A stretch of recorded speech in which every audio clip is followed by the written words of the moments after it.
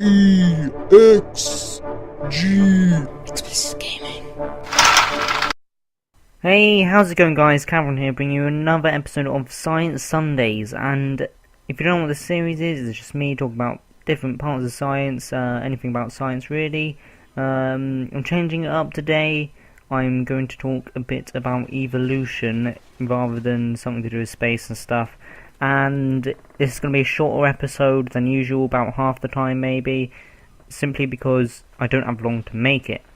Now, reason for this is because on Monday I'm going to Fiji, and I'm going there for 4 weeks, which means I'm not going to be able to make any videos. There's not going to be Science Sundays for 4 weeks, basically, which I'm sorry about. Thing I'm most scared about is on my channel, you know, I'm not going to be able to put up any videos for 4 weeks. So it's going to be kind of bad to do that, and I've thought about different possibilities of like giving people my channel to upload and stuff, but to be honest, I don't trust anybody enough with that. I know it sounds bad, but I just don't. They've all done something in the past that's made me not trust them enough to do that. But I've turned off my desktop fan and I'm starting to sweat. It's really, really hot, and I've got the sun like on my face. But yeah, playing some MW3 today, and this isn't a very good gameplay.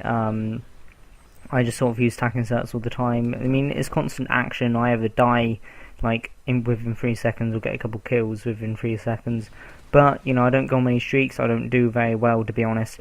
But we do win the game, and I do get a lot of tags. So, let's get into evolution. And as I said, the reason I'm doing this is because it's quick. Also, I don't have, like, I know a lot about evolution off my head. I don't have to sort of, and it's not about sort of numbers and statistics and stuff. So, as you guys know, you know, evolution first came about when Charles Darwin came up with the theory that, well, basically he went to the Galapagos Islands, which are these islands with lots of different, what are they called, hummingbirds, something like that. And he went around all the different islands and noticed that they all had different shaped beaks, and they all ate different stuff. However, they were still in the same species, and he was sort of wondering, like, why is this? And it's because and he had the idea that they had evolved so that they could get this food. They didn't evolve so they could get the food, but they had evolved in a way that would enable them to get to the food. And the first real proof of animals evolving came later on, when we developed like DNA testing and stuff, and we could look at DNA, look back at animals from the past, see how they compare to animals now, and you would tell that there's definitely a significant sort of DNA comparison there that tells us that, you know, they've changed over time. And the idea behind evolution is survival of the fittest, which means that let's take giraffes for instance. Okay, so they got really long necks, and they've got that so that they can reach leaves on high trees so that they can eat them. And the way that they evolved for this to happen is that giraffes with short necks would die because they couldn't get to the leaves at the top of the trees. They wouldn't be able to eat. They would die. And is that a train? No, it's a plane. Oh, we've got plane in today's video. What was I saying? Yeah, but the giraffes with the longer necks, they could eat the leaves, and so they survived. And so then they mated with another giraffe that had a long neck, which means that the child that they had, their offspring, had an even longer neck when it grew up. And so it sort of kept going like that. Obviously, it takes ages. You know, there's only a very slight increase every time, very, very small. And over millions and millions of years, they evolve into a giraffe, which is extremely efficient at getting food from trees. So that's the idea behind evolution. But there's some crazy examples of evolution, like, it's amazing. There's this one bug, and I was searching for an image for it for ages, but I couldn't find it, and I really wish I could have showed it to you guys. But there's this one bug, and basically it's evolved over the time that its species has been around, to grow an ant on its back. Now, it's not a live ant, but basically it's got this growth on its back that's just part of its exoskeleton that looks exactly like an ant. And basically why it is because there's something about this ant that predators don't want to eat it or something. You know, maybe it's poisonous or something. They don't want to eat it, and so this bug, this insect, this beetle, it's grown a growth on its back that looks just like an ant, and so the predators don't want to eat it. It's insane. I mean, I don't even know how that would happen. You know, is it something like the one bug that had a small growth on its back survives, and then the ones that didn't have a growth on its back died, and then the growth sort of evolved into an ant? I don't get that. I don't understand how. It's just, you know, evolution is. I moved my mic there, sorry, my ear's a bit itchy.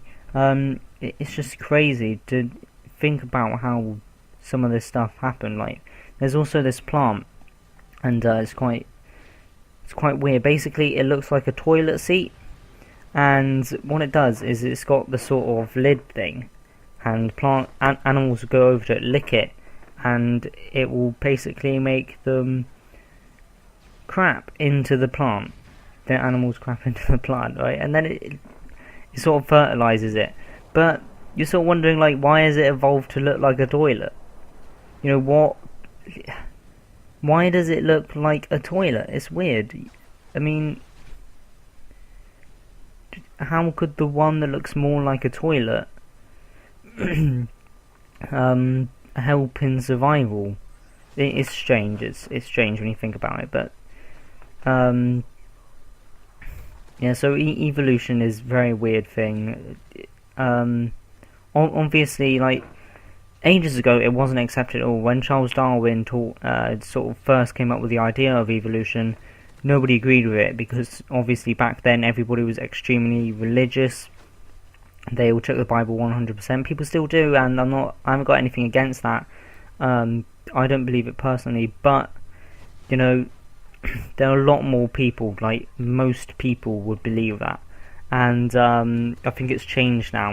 I would say that there a lot more people are starting to become atheists, and but back then it was everybody was Catholic religious, you know, and they didn't believe it because they thought that, you know, God made all the animals, He put them all on the earth, and so evolution was an idea that was sort of shunned. People didn't want to believe it. That guy sponged so many bullets. I don't know how he did that, but I wish I could. Yeah, there was this Russian scientist who I can't remember his name, but he sort of believed Darwin, but changed his theory slightly into his own theory.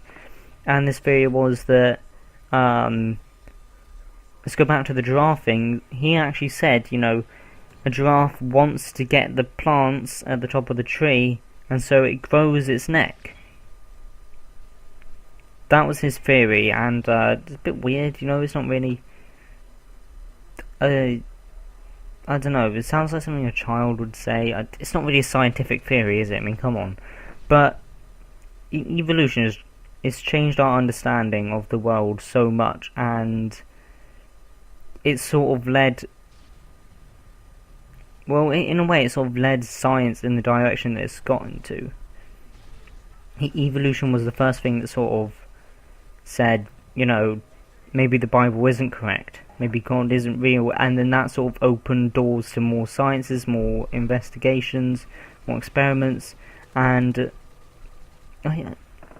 it just sort of led the world of science in a direction, if you know what I mean. But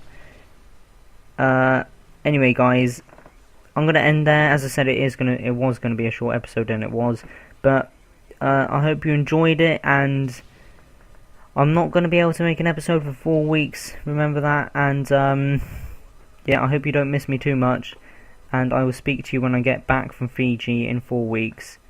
Like and favourite if you want, and I'll speak to you guys in the next episode.